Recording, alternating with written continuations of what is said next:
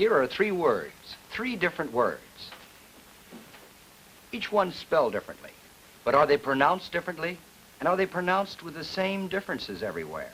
Well, listen. Mary, Mary, Mary. Mary, Mary, Mary. Mary, Mary, Mary. Mary, Mary, Mary. Mary, Mary, Mary. And I would say Mary, Mary, Mary. 6 people, and none of us says these 3 words in exactly the same way. In just a moment, we're going to answer the question, who's right and who's wrong?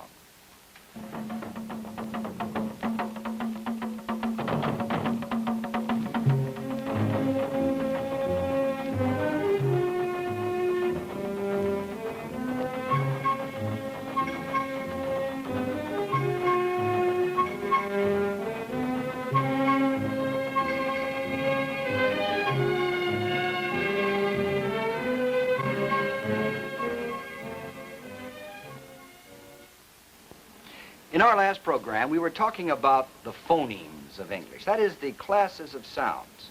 And one of the things we found out that English had 9 simple vowel phonemes and 3 semivowel phonemes, which could combine so that we could actually get 36 possible syllabic nuclei in the language. That is, we had an inventory to draw on. Now, what we're going to do today is to talk about language variation. And actually, what most of this is going to be about is how people make a selection from this possible inventory of sounds and place different ones of these possibilities in what we have come to think of as the same words. Now, one of the things we're going to find out is that people are not going to pronounce, quote, the same words, quote, in the same way. Now, to help us demonstrate that, we have some people that we've invited to our studio, and they are going to help us show exactly how people from different parts of the country can say things differently. Here is Miss Gewaltney. Now, Miss Gewaltney comes from Smithfield, Virginia. And next to her is Miss Windness. Miss Windness comes from Green Bay, Wisconsin. That's right. Next to her, Mr. John Kepke from that wonderful city, Brooklyn, New York. Next to him, Miss Buchan from North Andover, Massachusetts. And next to her, Miss Blair from Dallas, Texas. Now, all of these good people are standard speakers of English. What do I mean by that? I mean they all speak English, as we said on an earlier program, so that they will get the maximum amount of cooperation as they use the language in the maximum number of speech situations. Now, obviously, as we're going to show, as you've already heard, people do pronounce what seem to be the same words differently. They are differently pronounced. But who's right and who's wrong? They're all standard speakers of English, so they're all right. They're all right. All right, let's see what happens here in this case. Let's take a look now at those first 3 words that they said for us. I'm going to ask them each one now to say them again. Starting with Miss Gewaltney. Will you say these 3 words again, please? Mary, Mary, Mary. Now notice Miss Gewaltney pronounces those 3 words differently. They are not all the same. Again, please. Mary, Mary, Mary. Mary, Mary, Mary. Now, Miss Windness, please. Mary, Mary, Mary. Mary, Mary, Mary. All 3 the same. Mr. Kepke. Mary, Mary, Mary. Mary, Mary, Mary. All 3 different. Miss Bouquet. Mary, Mary, Mary. Mary, Mary, Mary. All 3 different again. Miss Blair, please. Mary, Mary, Mary. Mary, Mary, Mary. All the same again. And again, I say Mary, Mary, Mary. All 3 differently. Now, what does this mean? Here's what it means. We have learned to spell these 3 words in regular ways. And if we don't spell our language correctly, we are called illiterate. In other words, the written language has become very uniform in terms of what we call spelling. But people who talk are not uniform in the same way.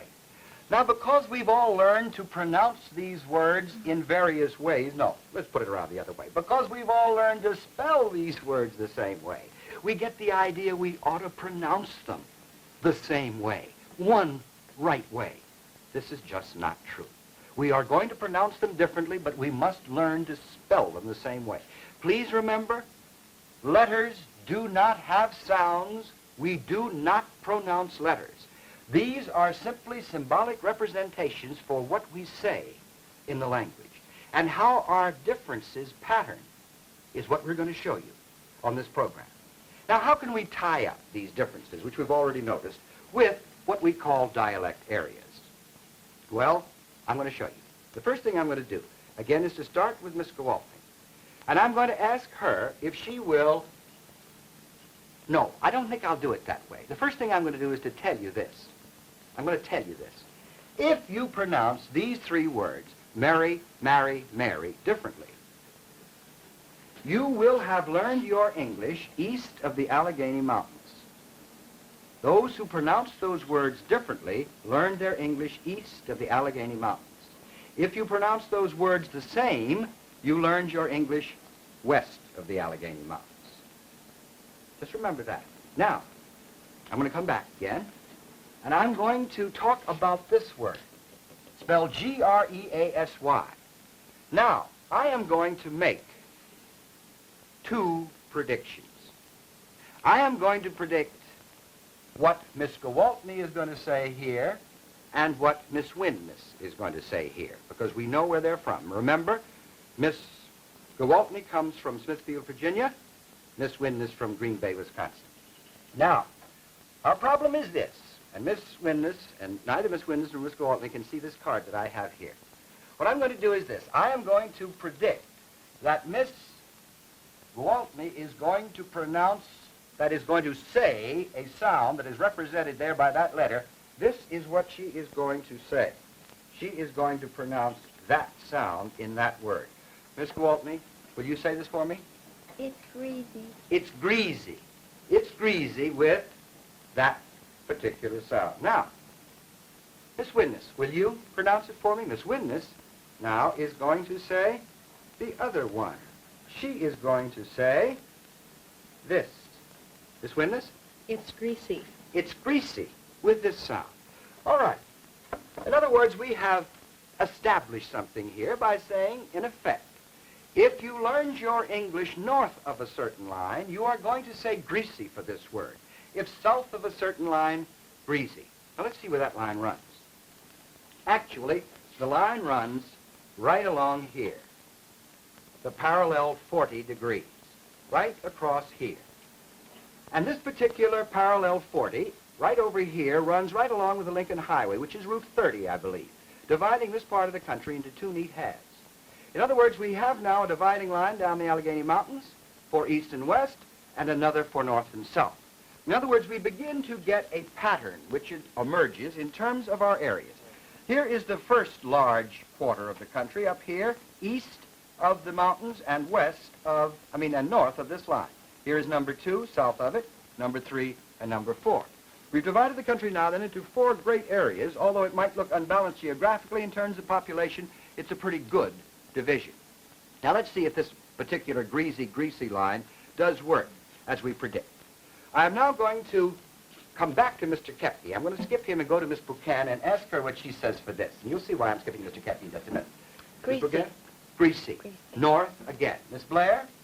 Greasy. Greasy. Again, from Dallas, Texas, Miss Blair gives us a Z sound.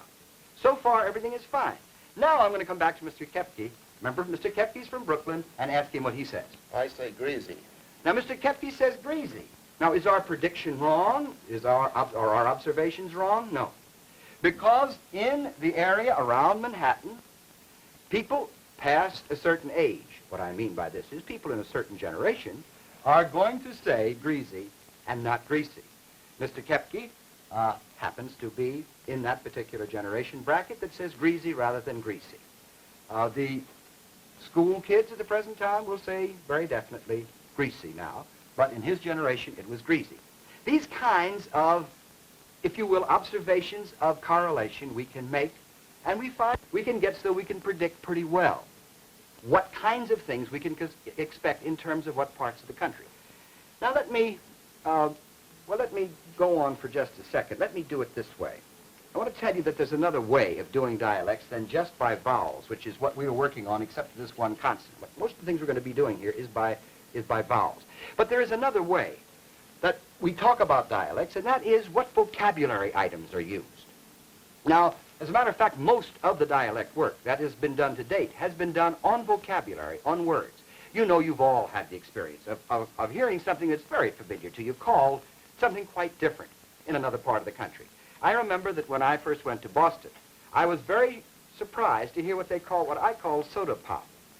I wonder if Miss Buchan has a different kind of way of calling soda pop than I had, and if it's the one that I remember. Miss Buchan, what do you call it? We call it tonic. They call it tonic. Now, that was something that my mother used to give me in the springtime. But you see, tonic is a perfectly ordinary word for soda pop in the area around Boston. Therefore, we don't get too surprised about this kind of thing. That is, that different words are going to be used. In fact, I'm going to ask the panel now for a few other ones. I'm going to start now with Miss Gwaltney and ask her. 1 minute, just a second. You know what I'm going to ask you, not soda pop. I want you all to know that I have not talked to these good people before the program, so I'm going to be maybe as surprised at some of the things that come out as you will. Miss Gwaltney, when you're referring to more than one person in a group, how do you refer to them? Y'all. Yeah, y'all. Y'all. Yeah. Hi, y'all, like that. Miss Witness, would you use that particular way of referring to people? No. What do you say? You. You, just like that. You. Mr. Kefke? You. You. Miss Buchan? You. You. Miss Blair? Y'all. Y'all. In other words, there seems to be obviously, which I think doesn't surprise anybody, a northern and southern division here in terms of whether you use y'all or not. I'm also a y'all speaker. I'm also a greasy speaker. You see, so again, these particular kinds of things are patterning out. Now, I'm going to ask some other questions. Again, I want to start with Miss Gwaltney and ask her whether she has, what do you call the little animal that's out in the woods that's black and has a white stripe down its back and a sort of bushy tail and at times emits a very unpleasant odor? Skunk. You say skunk. Skunk. Now, may I go to Miss Blair and ask her what she says for that? I say skunk. You say skunk, too. And how about the rest of our panel, starting with Miss Witness? Skunk. Skunk. Skunk. Do any of the panel say polecat? I see heads shaking. Nobody says polecat? That's very interesting because I'm a polecat speaker myself, though of course I've heard people say skunk. Well, let's ask a few more. How about Miss Gwaltney again? Miss Gwaltney again from Smithfield, Virginia. You have eaten cornbread all your life, haven't you? No, not really. You've heard the term. Oh, yes. Do you make a distinction between cornbread and ordinary kind of bread? You rolls and... No, not rolls, just plain ordinary bread. What do you call ordinary bread? Just plain bread? Just bread. Just bread. So do I. Have you ever heard people that say light bread? I might have heard it, but... I might have too, but I don't use it very much either. No. Now, Miss Blair, may I ask you, what do you say for that? Miss Blair from Dallas. Well, I would say cornbread. I'd make the distinction. Cornbread and what other kind of bread? Just bread. Just plain bread, all right. Now, I'm going to go back to Miss Gwaltney again and ask her, have you ever heard, what do you say corn shucks or corn husks? Corn husk. You say corn husks and not corn shucks. Miss Blair? Corn husk. All right, rest of the panel. What do you say? Starting with Witness. What do you say? Corn husk. You just say husk. All right, now, I'm going to show you a map which has been made up in terms of certain observations in regard to vocabulary. Here is the you-all line right here. That's the you-all line. In other words, south of this you have you-all speakers, and north of this line, and you see where this is going, very close to the Mason-Dixon line, you have you speakers. Now these other lines here are for this one, the dotted line here, is for corn shucks, which I've said all my life, but I have not made the light bread distinction, which goes very close, as you can see, to the you-all line, and the polecat one and the skunk one is not on here, incidentally, but it's right about here. And I've been a polecat speaker all my life. Now, one of the reasons, actually, why I personally feel that vocabulary items are not as accurate in terms of getting dialect boundaries is just the kind of thing that we've heard here this afternoon. That is that standard speakers of English are generally more inclined to use words that are uniform. In other words, polecat speakers have, so to speak, become skunk speakers. In other words, I would never write polecat. I would always write skunk if I were writing even a letter. But polecat is the word that I heard. So you see, in the case of my own particular usage, some of this business agrees, but some doesn't. But now again, what we've been interested in, and what we are interested in this business of the vowels particularly, which I think is a better indication of dialect differentiation than the words. So let's return now to our vowels and see if we can have a few more here. Let me ask, starting again with Miss Gwaltney, please, what do you say for this one, number 3? Put it on. Put it on. Put it on. Miss Windness? Put it on. Put it on. Mr. Kepke? Put it on. Put it on. Miss Buchan? Put it on. Put it on. Miss Blair? Put it on. Put it on. All right, now I say put it on, just like that, put it on. Mr. Kepke again, please. Put it on. Miss Windness again, please. Put it on. Put it on. Miss Windness's on and my on are pretty good examples of the northern and southern contrast. Remember, I come from Baltimore. I'm a greasy speaker and an on speaker and a Mary, Mary, Mary speaker. Again, patterning is beginning to emerge.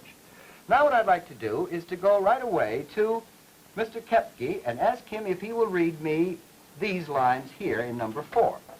Off, dog, often, lot, log, sorry. Please notice that what Mr. Kepke did was to say off, dog, often with aw vowels and lot, log, sorry with ah vowels. This is typical of the Central Atlantic seaboard. I say the same thing. Listen to me. Off, dog, often, lot, log, sorry. Now, just so far, we've begun to see that patterning begins to emerge. I'll tell you one thing that people always ask, why should we have these dialect differences? Well, the best thing that I can say is that we have dialect differences because of 2 major reasons. In other words, they're correlated. Not generally cause and effect so much as there's correlation. One with the settlement history of an area, and the other in terms of geographical boundaries. Now, for instance, here in the United States, this is a map now of the United States divided into 8 major dialect areas. I could have divided into 88 or 108 for that matter, but I've selected 8. Now, the areas that we have here, coastal New England, already represented by the Massachusetts speaker, Miss Buchan. We have Mr. Kepke, a northern Central Atlantic seaboard speaker, and I am a southern Central Atlantic seaboard speaker. We have a coastal New England speaker, area number 4, Miss Gwaltney from Smithfield, Virginia. And as we are going to see, we have, in the case of Miss Blair from Dallas, a speaker right on the line here that shows between 4 and 6. So, to go again, we have coastal New England, western New England number 2, Central Atlantic seaboard 3, 4 here, coastal, southern, 5 the upland area, 6 southern Middle West, 7 northern Middle West, where Miss Windness comes from Green Bay, and 8 the far west. Now, as you can see, and it's very simple really to see, there is a correlation in terms of the settlement of the country and the geographical areas. When the first settlers came, they stopped pretty well at the mountains. It wasn't until about 1785, after the Revolution really, that people began going into this area. And this area, of course, is the most recently settled and has the fewest number of people, so obviously we wouldn't expect to get so many dialect areas there as we do here. Now, in terms then of these areas, let's see if we can come back now and get the kinds of patternings that will be typical of these particular dialect areas. And in this case, I would like to start with Miss Buchan. Miss Buchan, you've already read me here, these 3. Will you read them rapidly for me again? Mary, Mary, Mary. All right, Mary, Mary, Mary places her again east of the Alleghenies. It's greasy. Puts her north? On. On. Now, her on is the kind I would expect north of Boston. On would be the most usual Boston pronunciation, but north of Boston, where I believe North Andover is, we get on, perfectly expected. Now, will you read these? Off, dog, often, lot, log, sorry. Please notice, Miss Buchan says lot, not lot, as Mr. Kepke and I did, for instance. Hear that? Lot. That's our 9th vowel in that chart, the one that's down in the back, the low back rounded vowel, typical of New England. Now, will you give me number 6, please, Miss Buchan? Father, park, pot. Father, park, pot. In other words, a typical, what people call generally, flat A. What this is the digraph and the H in terms of our chart that we had on the board first. Now, I want to move immediately now to Mr. Kepke and ask him what he would do with number 7 and 8. Yes, I can. I want it in a can. Please notice that Mr. Kepke makes a distinction. Yes, I can. I want it in a can between 7 and 8. Miss Buchan, return to you. What do you do for these? Yes, I can. I want it in a can. Yes, I can. I want it in a can. No difference. Now, the difference between the can and can distinction. Miss Witness, can you hear this one? Huh? I hear it, but I don't say it. I know you don't say it, because after all, you coming from Green Bay couldn't. But I'm just wondering if you heard it, because quite frequently people from the northern Middle West can't even hear this distinction. I'll say it again. I want it in a can. This particular change is, this particular distinction is the one that is shown right here that circles the area known as the Central Atlantic Seaboard. All Central Atlantic Seaboard speakers will make that distinction. It goes down quite far into the south, too. I'm now going to ask Miss Gwaltney if she makes a distinction between can and can. Yes, I can. Put it in a can. Again, please. Yes, I can. Put it in a can. Yes, I can put it in a can. No, I don't hear a distinction there. In other words, you are outside of this particular influence. In other words, we can draw a pretty firm line just on these two alone. And again, draw the difference between Brooklyn and New England again, very strongly in terms of this. Now, I'd like to go to Miss Blair, if I might. Miss Blair, you pronounced these all the same, didn't you? Yes. Let's hear it Mary, again. Mary, Mary. All right. And this one was greasy. That's right. And this one was? On. All right. Now, will you give me, please, number 12? Any, many, penny. Now, any, many, penny. This pronunciation, instead of any, many, penny, school teachers in the South have been trying to get out of the speech of Southern speakers, standard Southern speakers, for a great many years, and I hope they never do. This is a very ancient and honorable pronunciation of these kinds of words and will, I hope, continue. No matter what the school teachers do, standard speakers are still going to say any, many, penny because it's part of the pattern for that area. Now, this is then very typical of the Southern Middle West, and again, I want to ask Miss Blair if she'll pronounce this word for me. Ash. Ash, and this one? Ash. Ask. Ash is diphthongal. Ash, not ash. Mr. Kepke, will you tell me how you pronounce that? Ash. Mr. Kepke says ash. Miss Windness, please. Ash. Ash. I say ash, but Miss Blair says Ash. ash. When you hear that particular pronunciation, it is typical of this whole area number 6, this diphthongal pronunciation. In other words, Miss Blair is very typical in being Southern Middle Western with her any, mini, penny, and with her ash. Now, to return again to a typical pronunciation, one that is as unequivocal as the ash or the can one, let me go back to Miss Gwaltney. Miss Gwaltney, what will you do for number 10 here? About the house. Oh, I love it. Say it again, will you? About the house. About the house. Please notice, she is not saying about the house. People say, oh, those people from around Norfolk and so on, they all say about the house, and so do the Canadians. They all say about the house. They don't. I'll ask her to say it again. Miss Gwaltney, please. About the house. About the house. This is, in terms of the chart we had on the board first, an EW, complex nucleus, instead of an A, an AW1. I say about the house now, but I used to say about the house. But Miss Gwaltney says about the house. This is very typical of the tidewater area of the coastal area of Virginia. Now, let me return now, please, to Miss Windness and get the typical kind of pronunciation we hear for northern Middle West. Remember, Miss Windness comes from South Bay, Wisconsin, for number 4. Off, dog, often, lot, log, sorry. Will you read me number 5 right away, too? Wash, water, ash, ask. This word is Water. water. Mr. Kepke, what is this word in your pronunciation? Water. Water. Please notice, the Eastern speaker says water, but the Western speaker says Water. water. Now, Miss Blair, what do you say for this? Water. She says water. But Miss Gwaltney, what do you say? Water. She says water. In other words, our Eastern speaker and our Southern speaker right on the transition line between Southern Coastal and Dallas both say water. But our Northern Middle Western speaker gives us a good water, and our Central Atlantic Seaboard speaker gives us water.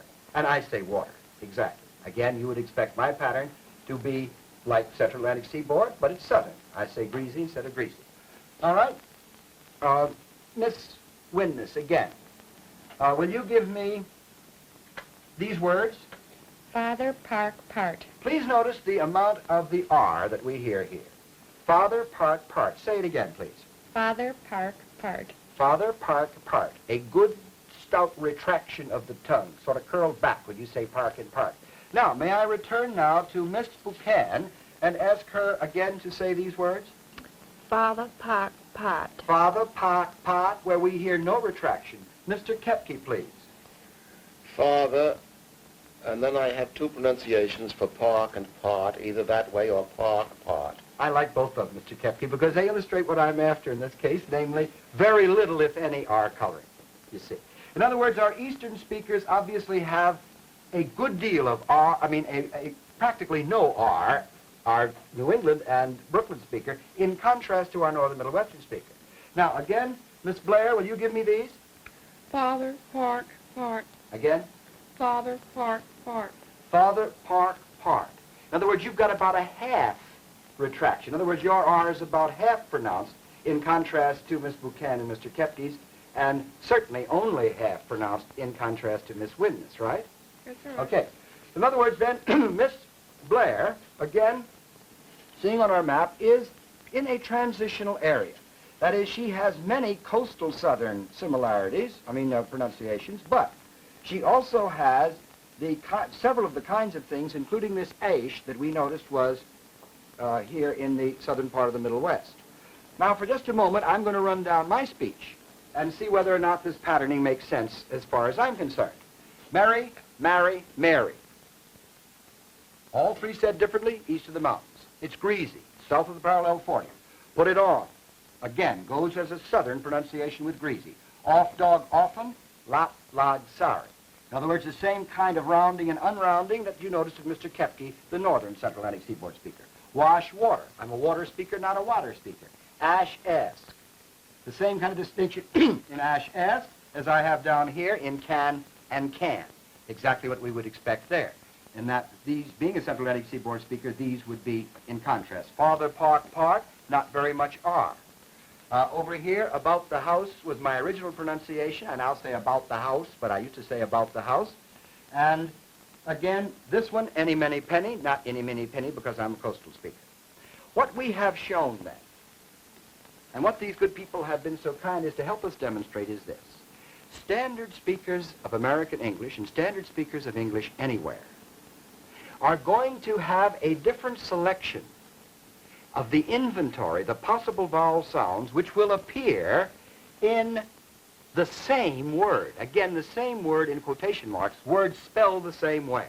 Do not think because the spelling is different that the words must be pronounced differently. As we've seen, the spelling is the only thing that we have actually standardized. That's part of the written language. Now, this particular business, then, this whole matter of dialect difference, all standard speakers are right. What we're going to do next week is to actually study patterning from another angle, the patterning of the words, and how those words fit into grammar. Grammar next week. The patterning of words. Be with us then, won't you?